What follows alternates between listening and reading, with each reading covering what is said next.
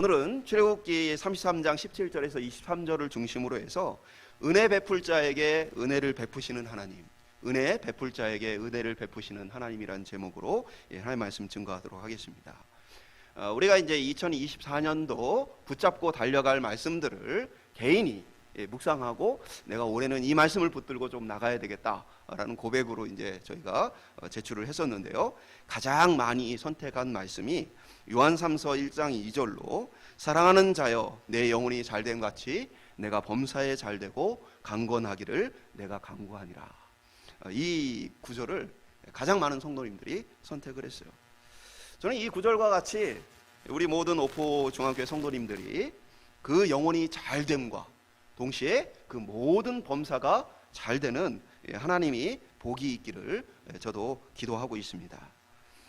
지금 세상은 너무나 많은 난리, 위기, 전쟁, 기근들이 있죠. 그 가운데서도 하나님께서 올 한 해 우리 가운데 우리의 영혼을 돌보시고 또 우리의 범사를 돌보시는 귀한 복이 있기를 주님의 이름으로 축복합니다. 세상의 많은 그 삶 속에 위기의 어려움 속에서 하나님은 은혜 베풀 자들을 찾으셔서 그들에게 은혜를 베풀어 주셨어요.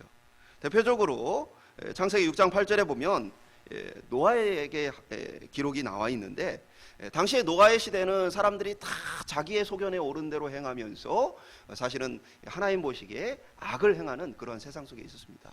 서로의 것을 빼앗느라 정신이 없는, 또 자신이 원하는 사람이면 뭐 누구라도 아내로 삼는 그러한 모든 이 질서가 무너진 그런 악이 충만한 그런 시대의 모습 속에 성경은 그러나 노아는 여호와께 은혜를 입었더라.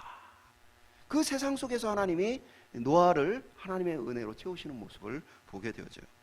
그리고 동시에 온 세계의 기근이 가득하여서 먹고 사는 것이 너무나 힘든 그때에 이삭 역시도 먹고 살 길이 막막해서 자신이 머물렀던 땅을 버리고 이주를 하는 그런 어려움 속에 창세기 26장 12절은 이삭이 그 땅에서 농사하여 그 해에 100배나 얻었고 라고 기록하고 있어요.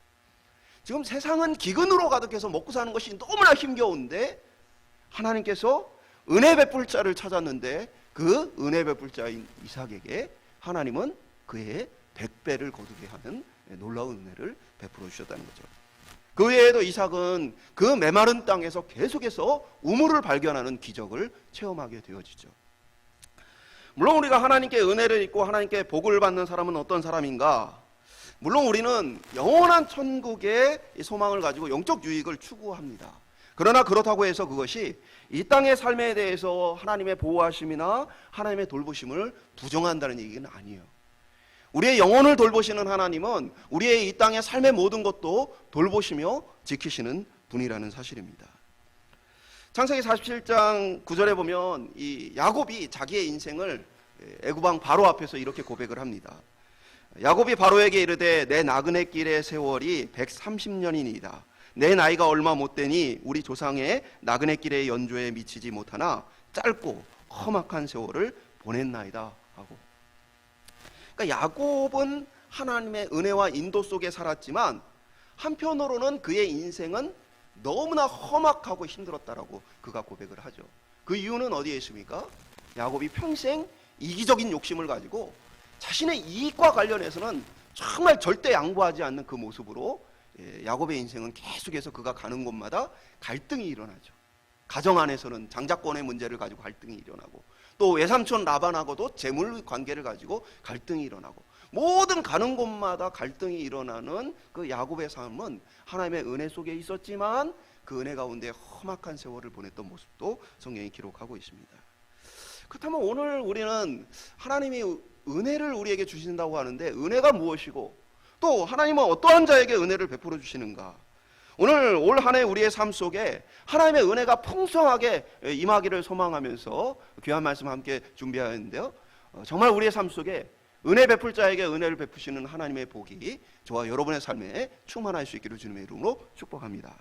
첫 번째 한번 따라해 보겠습니다. 대가인가 은혜인가? 하나님께서 우리를 구원하시고 은혜와 긍휼을 베푸신 것은 우리가 대가를 지불했기 때문은 아닙니다. 그렇다면 그것은 값없이 조건 없이 우리에게 주어진 것이라고 말할 수 있죠. 우리가 은혜 말하면 값없이 대가 없이 하나님께서 우리에게 주신 것이라고 얘기를 해요. 실제로 로마서 4장 4절 5절 보면 일하는 자에게는 그 삭시 은혜로 여겨지지 아니하고 보수로 여겨지거니와 이를 아니할지라도 경건하지 아니한 자를 의롭다 하시는 이를 믿는 자에게는 그의 믿음을 의로 여기시나니. 그러니까 하나님은 어떤 분이시냐? 일하지 않은 자 그리고 경건하지 아니한 자를 의롭다 여기시고 그들에게 은혜를 베풀어 주신 분이다라고 기록을 해주고 있어요. 그런 의미에서 구원이라는 것은 우리의 행위의 대가로 얻는 것이 아니죠. 또 하나님의 우리의 삶을 돌보시고 지켜주시는 것도 우리의 행위의 대가로 얻어지는 것은 아닐 것입니다. 로마서 9장은 하나님의 무조건적인 선택으로서의 은혜를 말할 때에 야곱과 에서를 예로 들면서 이렇게 말해요. 9장 11절에 보면 그 자식들이 아직 나지도 아니하고 무슨 선이나 악을 행하지도 아니한 때에 택하심을 따라 되는 하나님의 뜻이 행위로 말미암지 않고 오직 부르시는 이로 말미암아 서게 하려 하사. 쉽게 얘기하면은 야곱과 에서가 아직 태어나지도 않았고 그리고 그들이 뭔가 행동을 하지도 않았지만 하나님은 야곱은 선택하고 에서는 미워하였다라고 기록하는 것이죠. 그러한 것이 하나님의 주권으로부터 나오는 은혜다. 우리가 무엇을 행했기 때문이 아니라 우리가 어떠한 조건과 자격을 갖춰서가 아니라 무조건적인 하나님의 은혜의 선택으로서 그렇게 은혜 베풀 자에게 은혜를 주셨다라고 이야기를 하고 있죠. 그러면서 하나님은 그 은혜가 인간의 노력으로 얻을 수 없다는 사실을 이 로마서를 통해 사도 바울을 통해 이렇게 고백해요. 로마서 9장 16절은 그런즉 원하는 자로 말미암음도 아니요 다른 박질하는 자로 말미암음도 아니요 오직 긍휼히 여기시는 하나님으로 말미암음이니라. 그러니까 내가 열심히 무언가를 얻기 위해 다름질을 하고 노력하고 애를 써서 이것을 얻게 되어지는 것이 아니다라는 얘기를 하고 있죠. 그런데 오늘 성경과 같이 이 출애굽의 과정들을 저희가 기록한 본문에 보면 이스라엘 백성들이 불순종할 때에 가나안으로 들어가는 길이 막힙니다. 오늘 이스라엘 백성들은 금송아지를 만들어 놓고 우상숭배를 해요. 그러자 어떤 일이 벌어집니까? 하나님께서 모세를 통해서 눈앞에 있는 사람들을 칼로 치라고 얘기합니다. 그래서 이스라엘 백성들이 서로를 쳐서 3,000명이 죽임을 당하게 되어집니다. 이 출애굽의 과정들을 보면 계속해서 불순종하는 자들에게는 하나님의 약속하신 가나안에 그들이 도착하지 못하게 되어져요. 많은 어려움과 재난을 그들이 만나게 되어집니다. 만약에 우리의 자격이나 행위가 하나님의 은혜를 받는 일과 무관하다면 우상숭배를 하고 불순종을 하고 그렇게 할지라도 값없이 하나님의 가나안과 하나님의 영적 축복을 누릴 수 있느냐라는 질문을 우리는 던져볼 수 있는 것이죠. 그리고 성경에서 말하는 우리에게 요구하시는 하나님의 순종이 아무 의미가 없다면 왜 성경은 우리에게 순종을 요구하시느냐라는 이런 질문을 우리가 던져볼 수 있는 것이죠. 우리는 성경이 은혜라고 말하는 부분에 대해서 잘못 오해를 하기 때문에 잘못된 생각에 빠질 때가 많아요. 나와 상관없이 하나님께서 무조건적으로 나를 구원해 주셨고 나에게 은혜를 주신다. 그러므로 내가 어떻게 살든지 상관없다. 그런 생각을 갖고 있는 사람들이 있죠. 어차피 나의 일하는 것, 나의 경건한 것으로 구원받는 것이 아니다. 이렇게 생각할 수 있어요. 그래서 실제로 나는 구원받았기 때문에 이제는 내 맘대로 살겠다. 천국에서 상급을 내가 좀 덜 받으면 되지 내 욕심대로 내 마음대로 살고 천국에서 상급을 덜 받으면 된다. 그런 생각을 갖는 사람들이 있습니다. 오늘날 사랑의 하나님은 사람들이 좋아하고 인정해요. 그러나 공의의 하나님에 대해서는 부정하고 싫어하는 사람들이 상당히 많은 것을 보게 되어집니다. 우리에게 베풀어진 하나님의 은혜는 대가입니까? 아니면 거저 주시는 은혜입니까? 여러분, 대가예요, 은혜요? 은혜예요. 그렇다면 이것이 어떤 은혜인지, 왜 은혜인지, 그리고 우리의 어떤 순종과 하나님을 향한 믿음의 삶은 아무런 관계가 없는 것인지 오늘 본문을 통해 우리가 한 번 더 살펴볼 것입니다. 두 번째 한번 따라해 보겠습니다. 은혜 베풀 자에게 은혜를 베푸시는 하나님. 우리는 하나님께 순종한 이유, 우리가 하나님께 순종하는 이유는 뭐예요? 하나님께서 우리에게 순종을 통해 영광을 받으시고 우리에게 은혜를 베풀어 주시기 때문이에요. 하나님께서는 모세에게 금송아지를 만들어 우상 숭배하는 이스라엘 백성을 다 멸하라고 하시죠. 그리고 하나님께서는 이제는 이 백성을 다 버리고 내가 모세 너를 통해 민족을 이루어서 이 가나안 땅을 주겠다라고 말씀하십니다. 그러나 모세는 하나님 앞에 기도해요. 하나님, 우리 조상들에게 약속하셨던 그 약속을 이루어 주십시오. 이 이스라엘 백성들을 하나님께서 가나안을 주신다고 하셨는데 그 약속을 그대로 이루어 주십시오 라고 간구를 하죠. 모세는 하나님의 진노 앞에 그들의 죄를 사해달라고 또 요청을 해요. 그때 그렇지 않다면 주의 기록하신 책에서 자신의 이름을 지워달라고 요구를 합니다. 하나님께서는 백성의 죄악으로 인해서 비록 그들이 약속하신 가나안 땅을 주시겠다라고는 말씀하세요. 그리고는 나는 너희와 함께 가나안 땅에 가지는 않겠다라는 얘기를 하십니다. 그래서 우리가 읽은 본문 앞쪽에 출애굽기 33장 3절에 보면 너희를 적과 꿀이 흐르는 땅에 이르게 하려니와 나는 너희와 함께 올라가지 아니하리니 너희는 목이 곧은 백성인즉 내가 길에서 너희를 진멸할까 염려함이니라 하시니. 그러니까 이 모세의 간청으로 인해서 어떻게 보면 이스라엘 백성이 다 멸망할 위기가 넘어갔고, 그리고 이스라엘 백성들이 이 서로를 죽이는 이 징계 이후에 하나님 앞에 이 백성을 하나님 백성으로 삼아달라는 모세의 기도가 응답받았어요. 그래서 이스라엘 백성에 대해서 하나님께서 가나안 땅에 들어가게는 하겠지만 그러나 나는 너희들하고 같이 가지 않겠다라는 얘기를 하신 거죠. 그때 모세가 또 뭐예요? 하나님 앞에 이 백성을 주의 백성으로 여겨달라라는 간구를 합니다. 그러나 하나님께서 출애굽기 33장 14절을 통해 또 이렇게 답을 해주세요. 여호와께서 이르시되 내가 친히 가리라 내가 너를 쉬게 하리라. 그러니까 모세를 그냥 모세만 이 가나안 땅으로 백성과 함께 가도록 하는 것이 아니라 하나님께서 다시 모세의 기도에 응답하셔서 그래 그럼 내가 너와 함께 가겠다. 그리고 너의 그 무거운 짐을 내가 쉬게 해주겠다 라는 응답을 주시죠.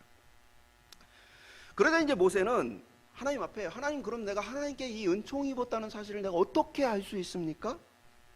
주의 영광을 내게 보여주십시오 라고 그가 요구합니다. 그래서 출애굽기 33장 19절은 여호와께서 이르시되 내가 내 모든 선한 것을 내 앞으로 지나가게 하고 여호와의 이름을 내 앞에 선포하리라. 나는 은혜 베풀 자에게 은혜를 베풀고 긍휼히 여길 자에게 긍휼을 베푸느니라. 그러니까 하나님과 이 모세의 이 대화를 보면요, 모세가 즉각적으로 하나님 앞에 기도를 하면 하나님이 즉각적으로 응답을 해주시죠. 모세의 말을 너무나 잘 들어주시는 하나님의 모습이 여기 기록이 되어 있어요.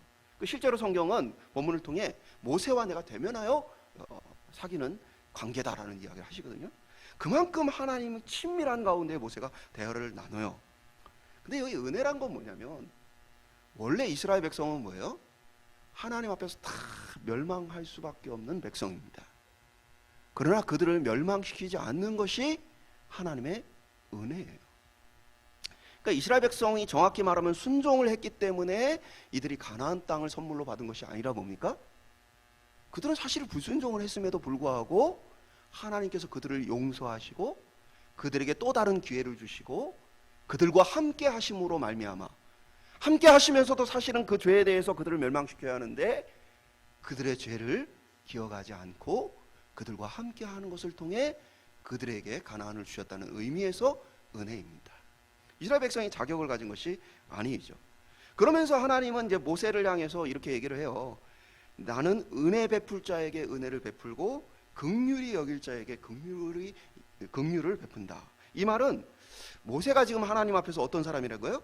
은혜 베풀 만한 사람이라는 거죠.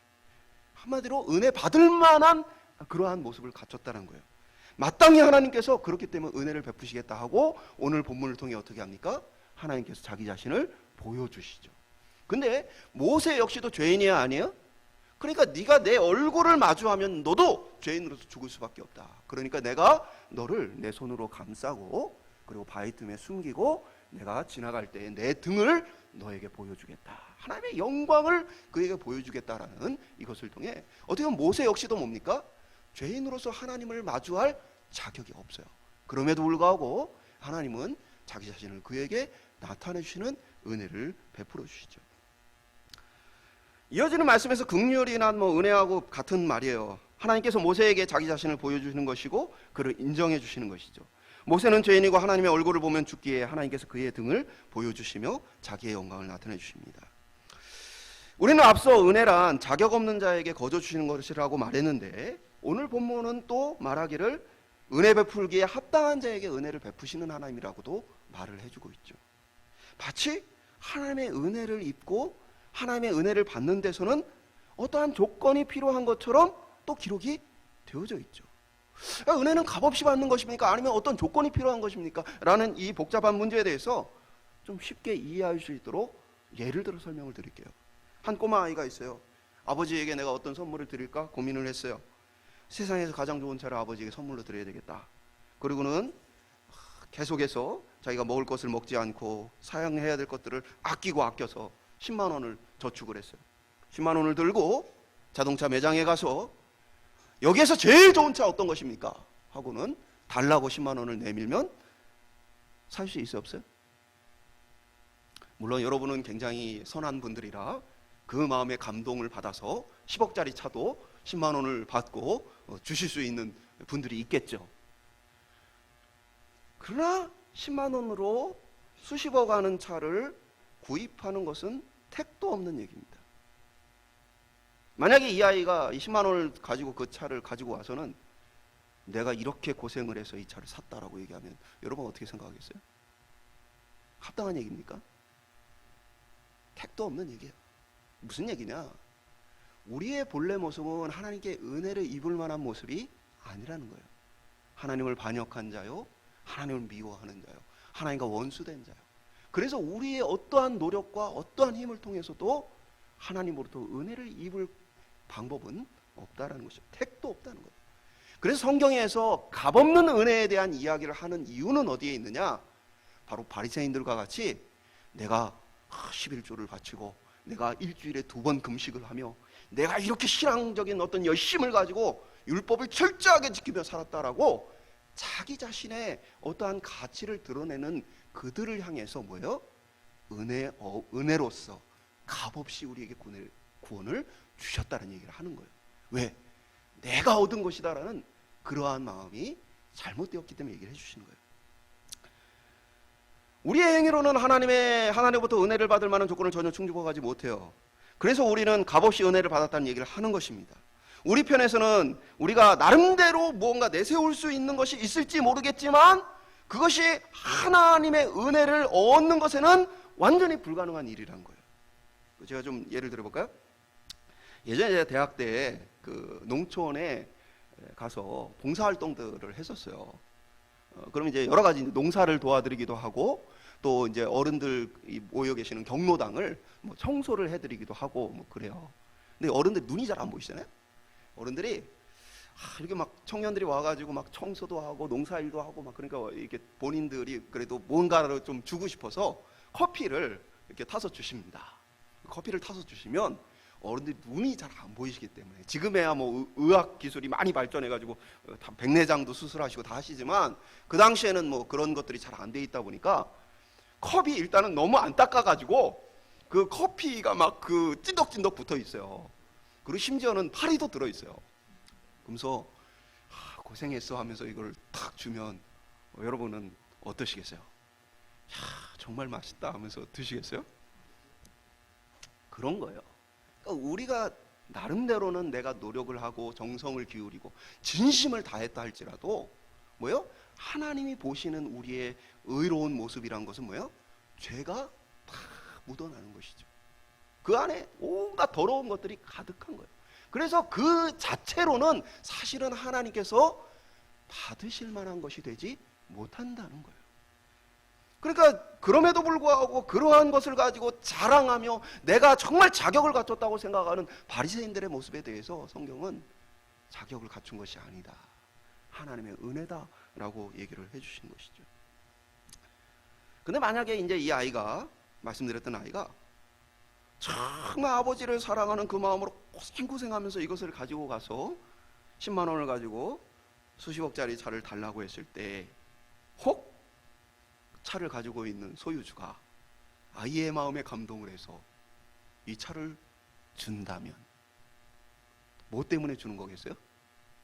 10만 원이라는 가치 때문이겠어요? 아니면 아이의 어떤 마음에 대한 그러한 감동 때문이겠어요? 10만 원이라는 가치 때문이 아니에요. 그 아이의 마음에 대한 감동 때문에 그렇게, 물론 현실에서 일어나기 어려운 일이죠. 무슨 얘기냐면 하나님은 긍휼히 여길 자, 은혜 베풀 자를 찾으실 때 뭐예요? 그들의 마음속에 하나님을 향한 믿음과 그 마음속의 진실함을 하나님께서 받기를 원하신다는 얘기를 하고 있는 것이죠. 근데 사실은 문제란 인간에게는 하나님을 감동시키거나 하나님께 나갈 만한 힘이 전혀 없다는 것에 있어요. 이 예화에서는 그나마 아이가 10만 원을 들고 정말 내가 이렇게 고생을 해서 우리 아버지한테 선물을 드리려고 이렇게 고생을 했어요 하면서 이 감동시킬 수 있는 기회가 있겠지만, 하나님과 우리의 관계는 원수된 관계이고 죄로 인해 관계가 끊어져 있기 때문에 우리가 하나님 앞에 나아갈 길이 막혀 있다는 사실이에요. 그러니까 아이가 잘 살 수 있는 정도하고는 비교할 수 없을 만큼의 하나님과 우리의 관계가 멀다는 사실이에요. 은혜란 아무것도 할 수 없는 우리에게 뭐예요? 하나님이 일방적으로 먼저 무조건적으로 우리에게 찾아와 우리를 만나 주셨다는 사실을 얘기하고 있어요. 하나님의 주권적인 큰 은혜와 선택을 얘기하는 것이죠. 그러면서도 뭐냐? 하나님은 마치 이 차주인이 아이의 그 감동스러운 마음에 초점을 맞추는 것처럼 하나님께서는 우리의 모습 가운데 은혜 받을 만한 모습으로 우리를 바꾸어 가시면서 우리에게 은혜를 베풀어 주신다는 거예요. 모세는 하나님께서 이스라엘 백성들을 애굽에서 탈출시켜 가나안 땅으로 인도하시겠다고 할 때에 뭐라고 했던 사람이에요? 나는 못합니다. 입이 둔합니다. 할 수 없습니다라고 했던 사람이에요. 거부했던 그 모세를 하나님은 그와 함께 하시면 어떻게 변화시키십니까? 자기 백성을 위해 자기의 이름을 생명책에서 지워달라고 할 정도로 모세가 백성을 향한 마음과 하나님의 부르심에 대한 태도가 변화되어 있죠. 은혜 받을 만한 사람으로 하나님 바꾸어 가죠. 자기의 영광을 나타내실 만한 모습으로 변화시켜 가시죠. 야곱이 속이는 자로 평생 자기 욕심을 채우기 위해 주변 사람들과의 관계가 다 망가지고 일그러집니다. 괴로운 인생을 살았어요. 그러나 노년에 뭐요? 그러한 욕심을 내려놓죠. 그래서 야곱이 노년에 하는 아름다운 고백 중에 하나가 뭡니까? 내가 잃으면 잃겠다. 그 전까지는 자신 안에 손에 쥐어지는 것을 위해, 그 이익을 위해서라면 형제도 없고 가족도 없고 아무것도 없었어요. 그것을 위해서라면 그랬던 그가 이제 뭐요? 가장 사랑하는 아들을 뭐요? 내가 잃으면 잃겠다. 하나님께서는 그 야곱의 인생 가운데 뭐요? 그를 은혜 받을 만한 자로, 그 자녀들을 축복하는 자로 그를 바꾸어 버리시는 모습을 보게 되어집니다. 뭐냐? 하나님은 값없이 조건 없이 우리에게 은혜를 베풀어 주시지만 그 하나님의 은혜 속에는 우리를 은혜 받을 만한 사람으로 변화시켜서 그 풍성한 은혜를 부어주시는 그러한 역사가 있다는 사실이에요. 그래서 성경은 뭐라고 얘기했어요? 마태복음을 통해 열매로 그들을 알리라. 뽕나무에는 뽕이 열매 맺혀야 되고 사과나무에는 사과가 열매가 맺혀야 되는 거죠. 포도나무에는 포도가 열매 맺히는 거예요. 열매가 맺히면 그것이 무엇인지를 안다라고 얘기하는 것이죠. 그런 것처럼 하나님께 은혜를 입은 사람은 뭐예요? 하나님께 은혜를 입은 변화, 하나님께 은혜를 입은 은혜의 열매가 맺혀진다는 얘기를 하고 있는 것이죠. 그러니까 하나님은 어떤 분이세요? 자격 없는 우리에게 찾아와 은혜를 무조건적으로 베푸시고 그 은혜를 통해 우리를 어떻게 바꾸어 가세요? 하나님의 더 풍성한 은혜를 누릴 수 있는 사람으로, 그러한 사람을 변화시키는 하나님이심을 얘기하는 것이죠. 이 은혜는 1차적으로 우리의 구원을 말하는 것이지만 넓게는 우리의 삶에 부어지는 모든 하나님의 축복을 이야기하고 있는 것이에요. 그렇다면 우리는 이것을 물어야 돼요. 하나님의 입장에서 나를 보실 때에 내가 은혜를 받을 만한 사람인가? 혹 하나님의 풍성한 은혜를 내가 가로막고 있는 것은 없는가? 오늘 하나님의 그 크신 은혜로 말미암아 이 예수 그리스도의 이름 앞에 구원을 받고 이 하나님 앞에 선 우리가 더 풍성한 은혜를 계속 누려갈 수 있는 삶의 귀한 성숙과 성장이 일어날 수 있기를 주님의 이름으로 축복합니다. 마지막으로 따라 보겠습니다. 은혜 받는 길. 그렇다면 우리는 어떻게 은혜를 받을 수 있을까요? 그것은 우리가 회개와 믿음을 통해 은혜를 받을 수 있는 거예요. 우리 자신이 하나님 안에서 은혜를 누리기에 합당하진 모습을 발견하는 것이죠. 하나님 앞에서 그 모습을 회개하고 하나님께서 우리를 변화시키심으로 나를 변화시킬 것이란 그 믿음을 가지고 하나님의 도우심을 간구하는 삶을 통해서 우리는 은혜를 누리는 거예요. 예를 들면 칼이 있어요. 너무 잘 드는 칼입니다. 얼마나 잘 드는지 종이를 가까이 대면 종이가 쑥 잘려버려요. 그렇게 좋은 칼을 여러분 3살, 4살 된 여러분의 자녀에게 이거 칼 좋은 거니까 잘 사용해라고 그 손에 쥐어주시겠습니까? 그럴 수 없는 것이죠. 아무리 좋은 칼이라도 그것이 그에게 유익하지 않으면 그 손에 쥐어줄 수 없는 것입니다.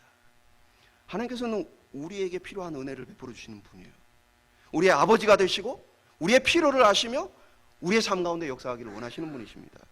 그러나 때로 하나님은 우리에게 은혜로서 모든 것을 주고 싶지만 도저히 그 은혜를 받아 누리지 못할 만하기 때문에, 도저히 그 은혜가 우리에게 유익이 되지 않기 때문에 우리에게 주시지 않을 수 있다는 사실이에요. 예를 들면 하나님께 인생을 맡기지 않고 자기 욕심과 자기 지혜로 사는 자녀에 대해서 하나님께서 그의 삶에 평강과 번영을 주실 수 있겠습니까? 만약에 하나님께서 그러한 사람에게 평강과 번영을 계속해서 부어준다면 그는 구원 얻을 기회를 잃어버릴 거예요. 히브리서 12장 7절은 너희가 참음은 징계를 받기 위함이라. 하나님이 아들과 같이 너희를 대우하시나니 어찌 아버지가 징계하지 않는 아들이 있으리요. 그러니까 뭐예요? 하나님께서 우리를 온전하고 바르게 세워가기 위해서 때로는 은혜를 베풀어 주시지만 그 은혜라는 게 항상 우리가 기대하는 우리의 평안과 안정과 성공을 얘기하는 것은 아니라는 것이죠. 때로는 그 하나님의 은혜가 우리를 치심으로써 우리를 돌이키게 하시는 하나님의 징계가 되기도 한다는 거예요. 욥에게는 더 높은 신앙의 성숙을 위해서 그러한 고난이 주어지기도 했죠. 그렇기 때문에 오늘 우리의 삶은 하나님이 우리에게 상 주시는 자임을 믿는 그 참된 믿음 안에서 정말 우리의 삶을 돌아보면서 올 한 해 내가 정말 하나님의 이 은혜와 긍휼을 입을 만한가, 하나님의 눈으로서 우리의 삶을 되돌아볼 수 있기를 소망합니다. 그리고 우리의 어두운 눈을 열어주셔서 하나님의 눈으로 나를 보일 수 있기를 간구하기 소망합니다. 왜 그렇습니까? 때로는 우리의 마음이 어두워서 우리의 그 은혜 받지 못할 모습들을 깨닫지 못할 때가 많이 있어요. 왜냐하면 우리는 자꾸만 핑계하고 포장하고 감출 때가 많거든요. 다른 사람에게 나를 숨길 뿐 아니라 나 자신에게도 나를 숨길 때가 많아요. 그래서 우리는 간구하는 거예요. 하나님, 내가 하나님의 은혜를 받고 하나님의 긍휼히 여기심을 받으며 하나님이 주시는 풍성한 삶을 누리기에 합당하도록 나를 변화시켜 주십시오. 내가 깨닫지 못하는 이 죄를 깨닫게 해주십시오. 우리에게 이 간구가 필요한 것이죠. 올 한 해 은혜 베풀 자에게 은혜를 베푸시고 긍휼히 여길 자에게 긍휼히 여기시는 하나님 앞에 내가 은혜 받을 만한 사람, 긍휼 얻을 만한 사람 되게 하여 주시옵소서. 간구하는 한 해가 되기를 소망합니다. 회개와 믿음으로 하나님의 은혜를 더 풍성히 받는 한 해가 되기를 소망합니다. 우리의 믿음의 근거는 어디 있습니까? 예수 그리스도 안에 있어요.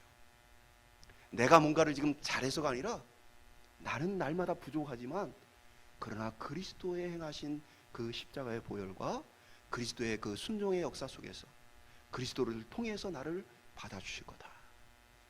세상에서는 내가 100점을 못 받고 내가 90점을 못 받으면 그럼 탈락이지만, 그러나 오늘 우리 속에서는 우리의 연약함을 아시는 주님께서 우리에게 은혜를 베푸사 우리의 마음을 변화시키고 우리의 삶을 변화시키셔서 하나님의 은혜에 합당한 자로 우리를 세워가시는데, 오늘 야곱과 같이 긴 인생을 돌아가는 삶이 아니라 우리의 삶의 올 한 해가 하나님 앞에 가장 많은 은혜를 받은 한 해가 되어줄 수 있기를 주님의 이름으로 축복합니다. 우리 옆에 있는 사람들에게 다시 한번 고백하겠습니다. 올 한 해 복 많이 받으십시오. 올 한 해 복 받을 만한 사람으로 성숙하십시오. 올 한 해가 다 맞춰졌을 때 저와 여러분이 2024년은 정말 내 안에 하나님의 이 은혜와 복이 충만하게 넘치는 한 해였구나 고백할 수 있기를 주님의 이름으로 축복합니다. 말씀 맺도록 하겠습니다. 하나님의 은혜는 우리의 노력과 자격으로 얻을 수 있는 것이 아니에요. 그렇다고 해서 값싼 복음처럼 잘못된 복음처럼 내가 불신앙 속에 있으면서도 하나님의 은혜를 받기를 기대하는 것은 잘못된 것입니다. 하나님의 은혜를 받기에 합당한 모습으로 하나님께서 나를 변화시켜 주기를 간구하는 한 해가 되길 소망합니다. 회개와 믿음으로써 우리가 은혜 받을 만한 모습으로 변화될 수 있기를 소망합니다. 오늘 모세의 이 기도에 대해서 하나님께서 하나하나 응답하시며 그에게 내가 은혜 베풀 자에게 은혜를 베푼다라고 말씀하신 것처럼 우리의 삶을 돌아볼 때 하나님께서 내가 네 기도라면, 너의 간구라면 내가 들어줘야 되겠구나 하는 그러한 모습으로 오늘 우리가 함께 성장해서 올 한 해 예수 그리스도 안에서 하나님의 풍성한 은혜 안에서 우리 오포의 가족들이 함께 즐거워하고 기뻐하는 귀한 한 해 되시기를 축복합니다.